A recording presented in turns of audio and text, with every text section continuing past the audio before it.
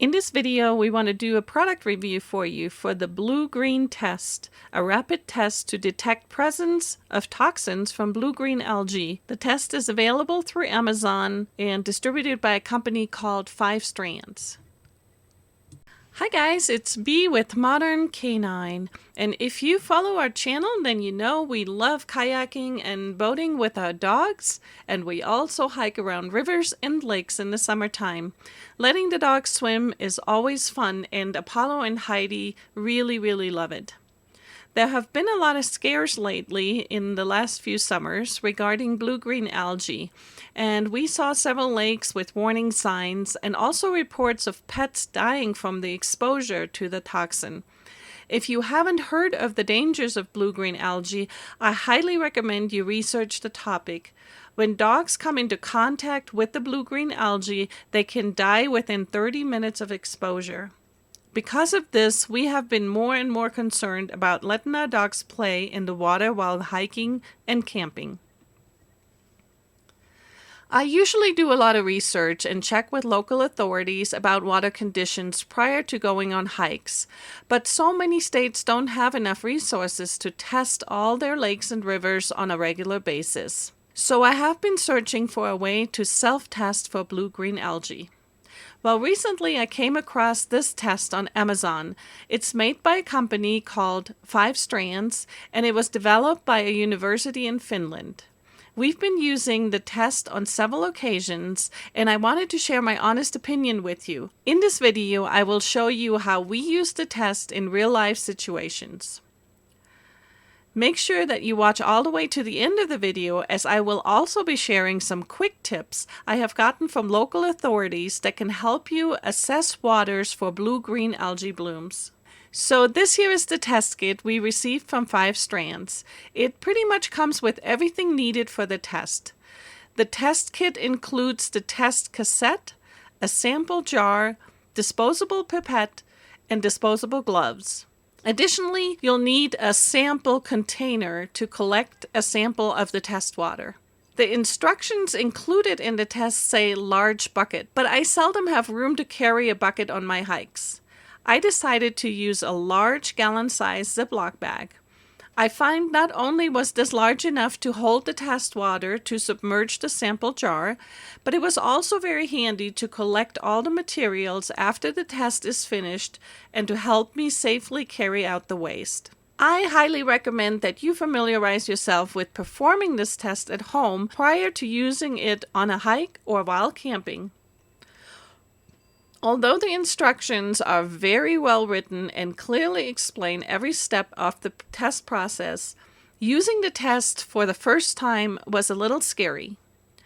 There are several warnings in the instructions that made me a little nervous at first.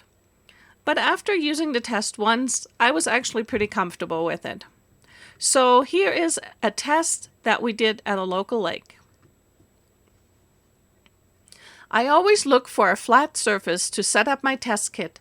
The cardboard packaging has a punch-out hole that will serve as a stand for the sample jar. Since the packaging is rather lightweight, I usually put a rock into the packet so that it can't be blown over by the wind.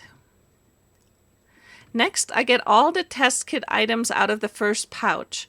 This one contains the sample jar, the pipette, and the disposable gloves. I used the gallon-sized Ziploc bag to collect the water. Per instructions, the sample jar has to be submerged into the water at a 45-degree angle. It's supposed to stay submerged for 15 seconds. The hole in the middle of the jar needs to be full of water before I can take it out. Once I take the sample jar out of the water, I immediately put it into the hole of the test kit. The instructions say that the chemical reaction starts in approximately 5 minutes. However, I have found that the reaction starts almost immediately, and the warning signs say that once the reaction starts, the sample jar gets hot. So I make sure to not waste time and to get my hands off that jar very quickly.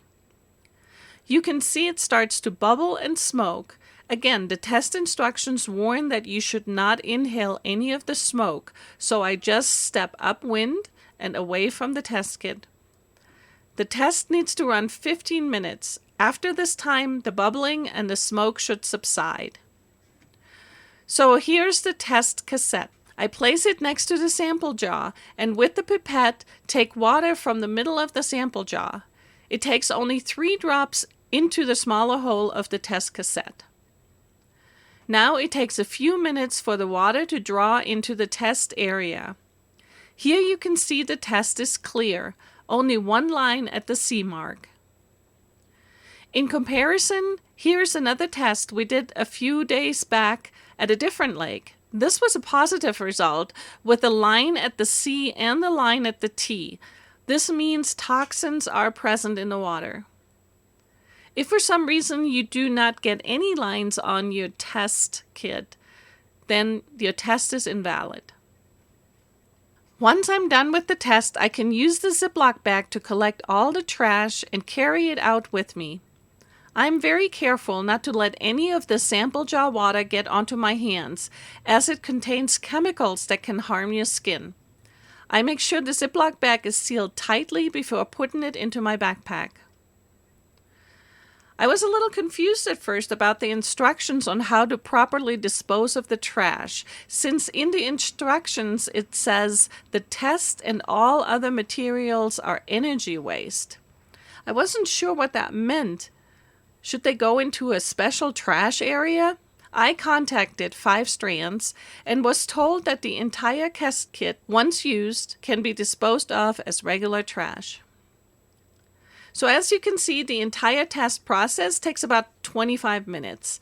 As I mentioned in the beginning of the video, I was a little uneasy at first with the test, but now that I've used it, I will say it's super easy to use.